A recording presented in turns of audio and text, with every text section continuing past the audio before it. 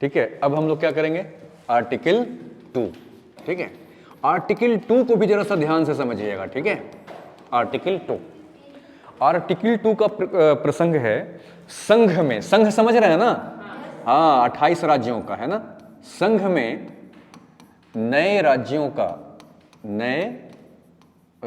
का प्रवेश या क्या, स्थापना, प्रवेश या स्थापना। ठीक है, देखो संघ का अर्थ सीधा है 28 राज्यों का इकट्ठा जो मेल है, उसके अंदर में किसी को प्रवेश कराना है। ठीक है, तो संघ में नए राज्यों का क्या, प्रवेश। ठीक है, अब देखो कैसे, जरा सा सोच के देखो। एक व्यक्ति है जिनका नाम है बीपी सिंह, मान लो, एक एग्जाम्पल दे रहा हूं आपको समझने के लिए। और बीपी सिंह ने मान लो शादी किया केपी सिंह के साथ।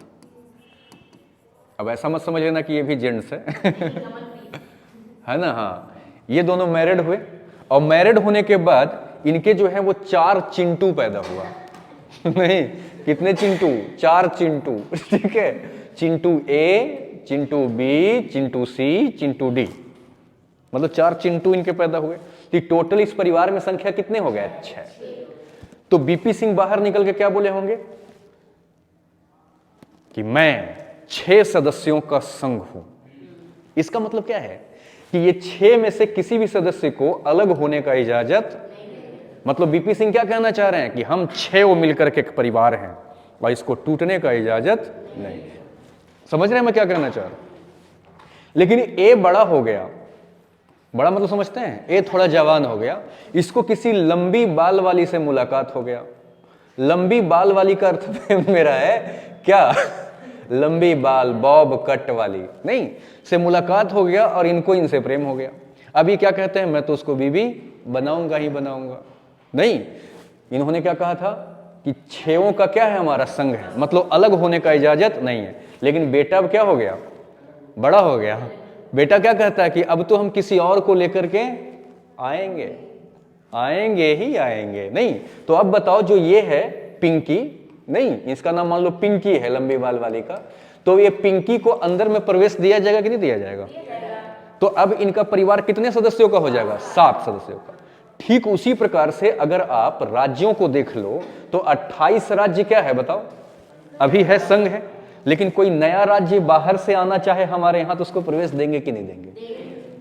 यही आर्टिकल 2 में लिखा है, संघ में नए राज्यों का क्या, प्रवेश। जैसे हमारे परिवार में लंबी बालों वालों का प्रवेश होता है, वैसे ही नहीं, क्या हमारा जितना सदस्य का परिवार है जीवन भर हम उतना ही रह जाते हैं कि नयों का प्रवेश होता है? समझ रहे हैं?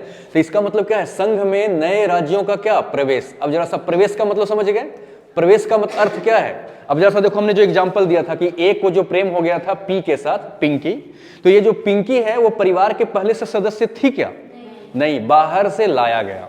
लेकिन पहले ये दुनिया में कहीं थी कि नहीं थी? दुनिया में तो पहले कहीं थी, बस ए से मुलाकात हुआ, बाद में उसको लेके अंदर आ गया।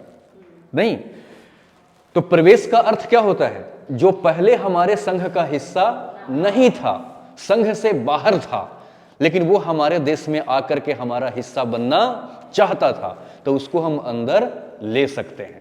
समझ रहे हैं? इसका मतलब प्रवेश का मतलब क्या है, जो पहले अस्तित्व में था कि नहीं था, हमारे संघ से बाहर था, हमारे संघ का हिस्सा नहीं था, लेकिन दुनिया में तो था, मतलब कि वो अस्तित्व में था, नहीं था क्या, वो अस्तित्व में था, बस उसको अंदर लेने का क्या, इजाजत। स्थापना का अर्थ क्या है, सो देखिएगा। स्थापना का अर्थ होता है कि जो दुनिया में पहले से था ही नहीं, पहले उसको दुनिया में क्या करना, लाना, और उसके बाद उसको क्या करना, अंदर ले लेना, संघ के अंदर ले लेना। तो प्रवेश का मतलब जो पहले से कहीं था बस उसको अंदर लेना है, और स्थापना का मतलब पहले उसको बनाना है, उसके बाद अंदर लेना है। तो हमारे यहां राइट क्या है, प्रवेश का भी और स्थापना का भी। जैसे एक एग्जाम्पल समझ में आ जाएगा, पिंकी पहले से थी कि नहीं थी, तो पिंकी को इस परिवार में क्या मिला, प्रवेश। लेकिन इन दोनों ने मिल करके एक चिंटू पैदा किया। तो जरा सा बताओ तो कि जो ये चिंटू है ये पहले से था क्या, इसको तो पैदा किया गया। तो ये चिंटू का परिवार में प्रवेश हुआ है क्या, स्थापना हुआ है? चिंटू का स्थापना हुआ और चिंटू के मम्मी पिंकी का क्या हुआ, प्रवेश हुआ। लगता नहीं आया बात समझ में? इसका मतलब क्या है कि परिवार में प्रवेश भी होता है और परिवार में स्थापना भी होता है। समझ में आ रही है?